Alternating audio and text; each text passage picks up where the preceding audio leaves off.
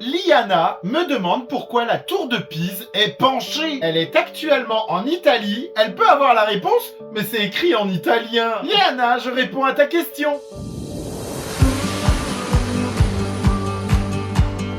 La Torre di Pisa est certainement le clocher le plus connu du monde. Une histoire qui repose sur son inclinaison, pas tout à fait normale. Déjà, en termes de construction, il aura fallu près de 200 ans pour construire l'édifice. De 1173 à 1178, les premiers travaux. Premier étage, deuxième étage, troisième étage, la catastrophe démarre. La tour commence à se pencher vers le sud, à moins que le sud se soit par là. Le sol est composé d'argile, de sable et de marécages assez anciens. Un sol beaucoup trop instable pour supporter ne serait-ce que les fondations de 3 mètres de profondeur. En raison des guerres fréquentes, la tour de Pise est mise de côté, on n'y touche plus. Pas loin de 100 ans. Les travaux reprennent en 1272 et d'ailleurs, pendant ce temps-là, le sol a commencé à réussir à se tasser et donc de consolider le sous-poids initial. L'architecte Giovanni di Simone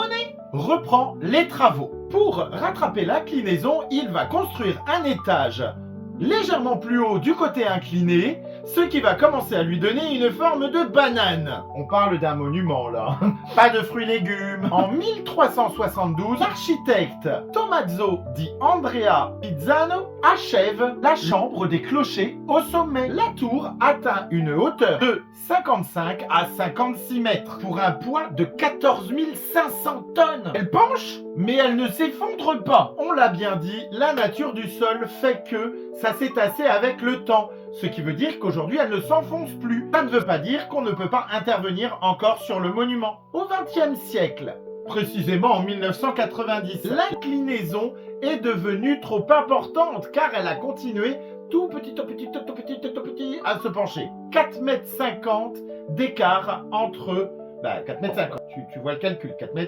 4,50 m. Alors, plutôt que de faire comme d'habitude et couler du béton dans le sol pour arrêter l'inclinaison, on va utiliser une autre méthode. On va utiliser des lingots de plomb sur le côté nord. On va aller du côté nord également dans la sous-cavation afin de retirer et que ça se redresse tout doucement. Grosso modo, c'est ça. Ces travaux ont permis de redresser la tour de Pise de 40 cm. Selon les experts, elle serait stabilisée pour les 300 prochaines années. N'hésite pas à t'abonner si tu aimes ce genre de contenu. À bientôt mes explorateurs, passez de bonnes vacances.